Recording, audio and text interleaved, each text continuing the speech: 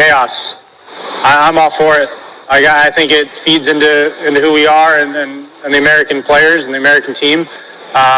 We want it. Like we want to use that to our advantage. I think that doesn't mean we can't use that to our advantage. I think we really have to tap into that. So I hope they come strong. I mean, watching all these little kids, I know they want autographs, but come Friday, I hope they go crazy.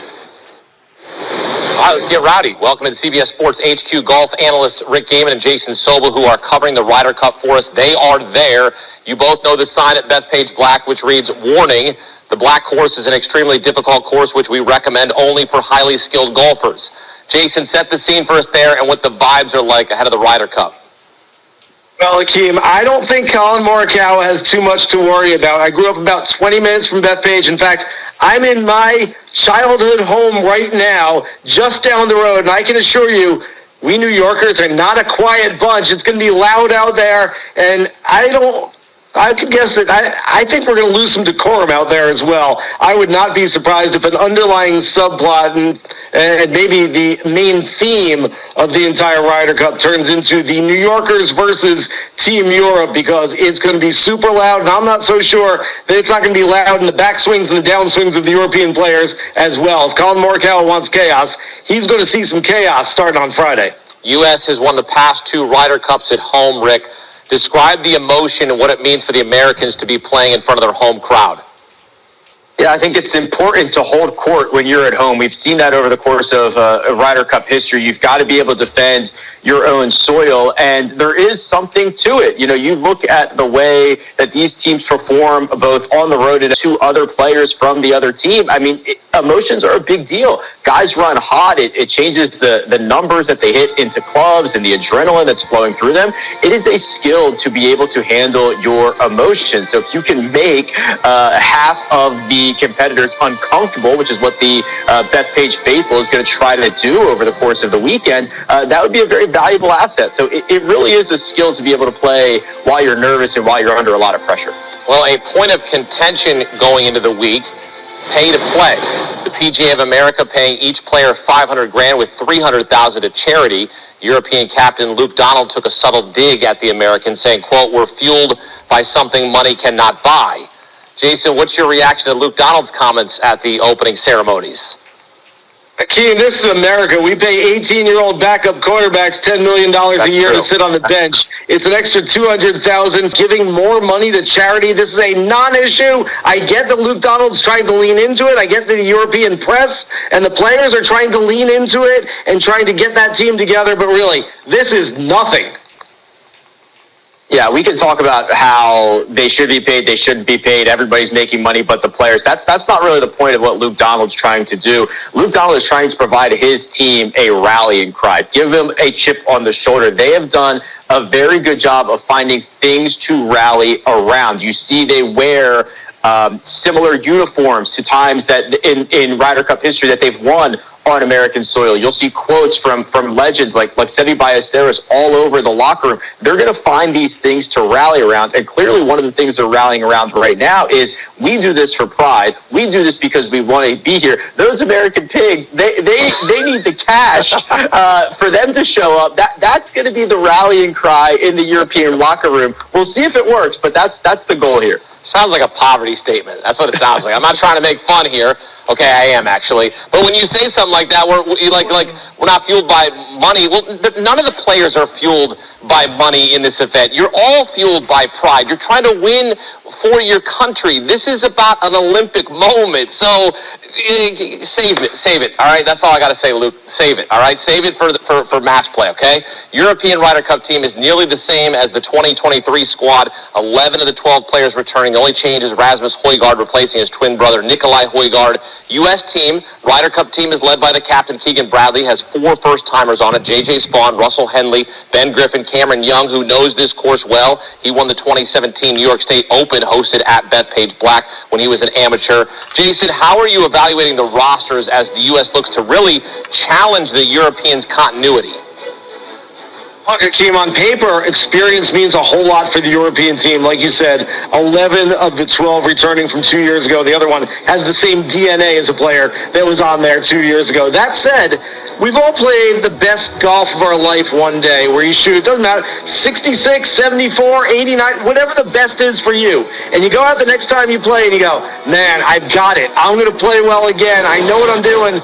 And you try to chase it, and it doesn't work out the same way, and it's just hard to chase. And that's exactly what Team Europe is trying to. As you mentioned, Cameron Young has experience on this golf course. Ben Griffin has played like one of the best players on the PGA Tour throughout the entire year, and J.J. Spawn, no doubt about it, has been one of the best. In fact, if the names J.J. Spawn and Ben Griffin weren't attached to those records, if that was Justin Thomas and Colin Morikawa and we did the blind resume, you'd look at that and say, man, these are two of the best players in the world. So I am not worried about Team USA having some rookies on this roster. In fact, it might be a good thing considering the history. I do find the roster constructions very fascinating here. Obviously, you've got Scottie Scheffler, the best player in the world. He's going to lead the American sides. But really, the top 7 or 8 golfers on both ends of this are very talented. The Europeans stack up very well at the top of their roster. There might be some more question marks down at the bottom. The depth for the Americans always seems to be a big benefit, but I do put a lot of value in the continuity, Hakeem. 11 of 12 players returning. We've never seen that many players return. Luke Donald just being a, of course, throughout the weekends, but I think they have a very good game plan that they've been able to fall into right out of the gate. Last time a team won away from home, the Europeans at Medina in 2012. All right, let's get some picks. Jason, start with you. What's the prop that you're targeting at the Ryder Cup? Well, I don't like going chalk, so I'm going way off the board. I'm going to go with top point scorer for the U.S., some guy named Scottie Scheffler, who's trading earlier this week at plus 300. That number might be getting a little shorter. That said, just 2 weeks ago, Scottie Scheffler was plus 225 to win the Procore Championship out in Napa against 143 other players. All he has to do is go out and play better than, or at least have a better record than, 11 other players on his team. I also, the first 4 sessions, I don't know if Bryson DeChambeau does it. I don't know if Xander Schauffele and Patrick Cantlay do it. Maybe Russell Henley does it alongside Scottie, but I think that Scottie plays 5 sessions. Our U.S. Open champion, he won at Oakmont, a golf course that was very long and penal. If you missed the fairway, I'm not sure the rough will be as nasty at Bethpage this week, but I've got him to earn at least 2 points at plus 110. So he's just got to find a couple of points out there, and I think that he is going to be very easy to be paired with. He hits a lot of fairways. He's a phenomenal putter. He is a very